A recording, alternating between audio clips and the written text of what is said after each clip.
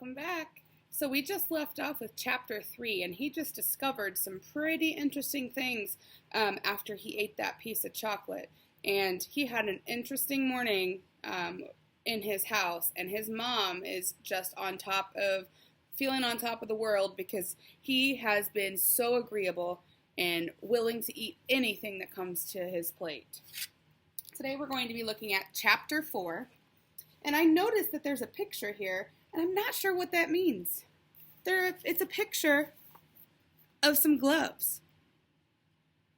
So far, I don't remember anything being about gloves, so I wonder how this comes into play.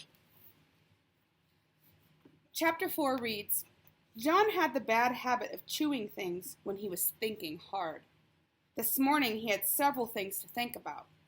What had made the toothpaste taste like chocolate? What had made the orange juice taste like chocolate? What had made the bacon and eggs taste like chocolate? What had made the toast and butter and marmalade taste like chocolate? Each one of these things had felt the way it had always felt before. The toothpaste had been soft and pasty. The bacon had been hot, crisp, and oily. The toast had been crunchy, and the marmalade, it was sticky and lumpy. But everything had tasted like chocolate, and it was the chocolate he had eaten the night before. John put a gloved thumb in his mouth and thoughtfully chewed. His mother had frequently pointed out to him that chewing his gloves made little holes that let in the cold air, but he chewed them in just the same when he was thinking hard. This time he noticed something very queer about the thumb of his glove. Instead of tasting leathery, it tasted like chocolate. John pulled his thumb out of his mouth. The part of the glove that had been in his mouth was now brown instead of black like the rest. He bit the end of the leather thumb again. It came right off in his mouth, leaving his own thumb bare. John chewed, and it was like chewing leather made of chocolate. Leather that melted like chocolate. In a second or two, he had swallowed it. The gloves were not new. John had had them quite a while. He couldn't understand why he had never thought of eating them before. He tried to tear off one of the fingers, but the leather was too strong for him. He put it in his mouth, and it immediately turned into chocolate. Then he was able to break it off easily. He popped it into his mouth and chewed it up and swallowed it. It was delicious. Walking along, devouring his glove, John did not notice one of his schoolfellows, Spider Wilson, until he heard his voice. "John's gone crazy! He's crazy!" Spider yelled. Then he turned on John. "Don't they feed you where you live?" He sneered. Spider was in the grade just above John's and was one of the meanest and slyest boys in the whole school. John gulped down a large piece of the second glove's palm, and he looked pleased. "What's the matter?" Spider demanded. "Do your people make you eat leather?" "This is special leather," John replied. He licked his lips and sighed contentedly. "It turns into chocolate as soon as you put it into your mouth. Look!" John bit off the glove's little finger and took it out of his mouth. "Now it's chocolate." He put it back into his mouth and he gulped it down. "Give me a piece," Spider said.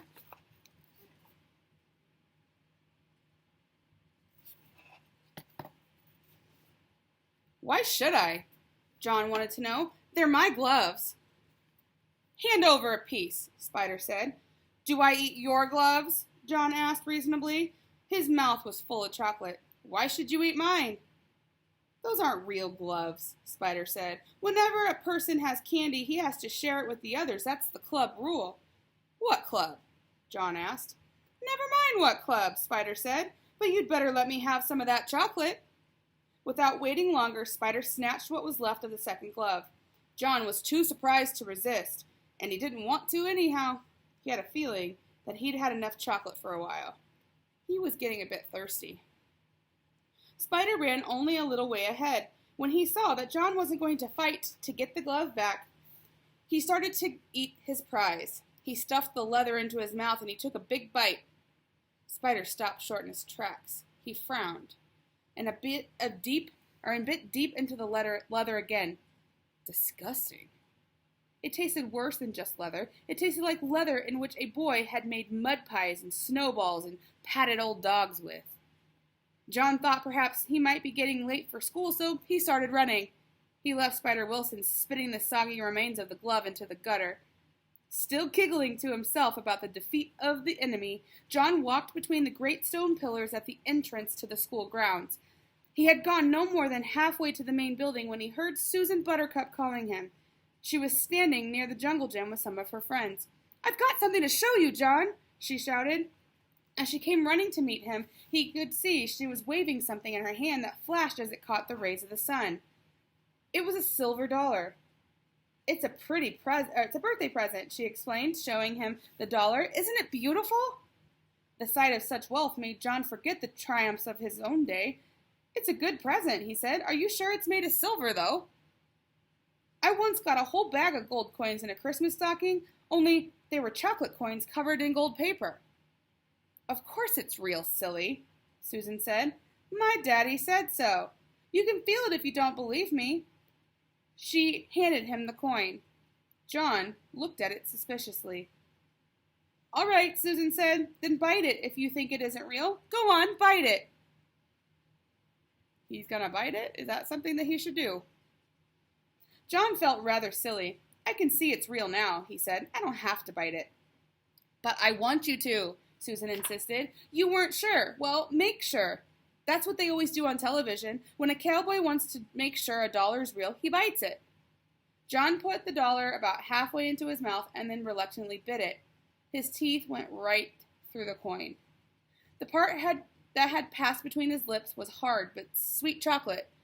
Susan could hardly believe her eyes. She had given John a complete circle of silver. He sadly handed back a crescent. John didn't know what to say. Susan couldn't speak. Tears trickled down her cheeks like rain down a window pane. She looked at the piece of dollar in her hand, and then she looked at John, whose face was red and embarrassed. "John Midas," Susan blurted out at last, "I hate you." She turned and ran away before John could think of anything else to say.